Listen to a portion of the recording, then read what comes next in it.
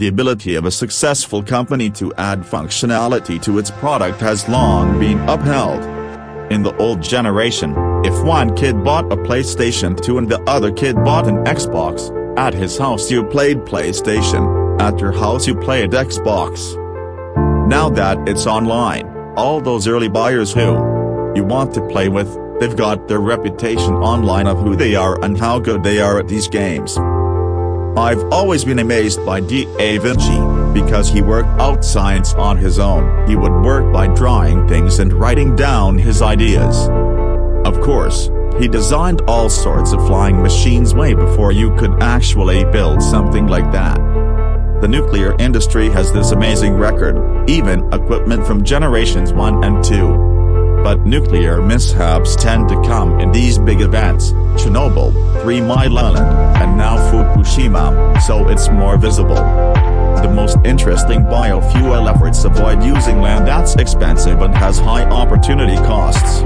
They do this by getting onto other types of land, or taking advantage of byproducts that aren't used in the food chain today, or by intercropping.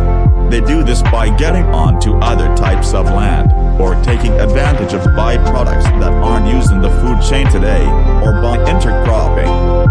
The misconception that aid falls straight into the hands of dictators largely stems from the Cold War era. My experience of malaria was just taking anti-malarials, which give you strange dreams, because I don't want to get malaria.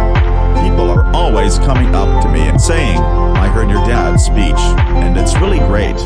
And they'll mention some place I didn't even know my dad was going to.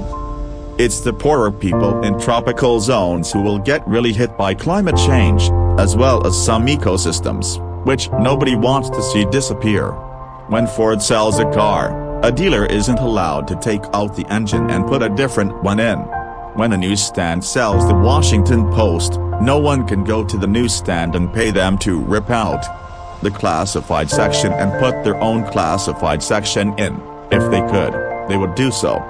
The common thread for everything I do is this idea of a web services architecture. What does that mean? It means taking components of software and systems and having them be self-describing, so that you can name them, ask them what their capabilities are, and communicate with them using a standard protocol.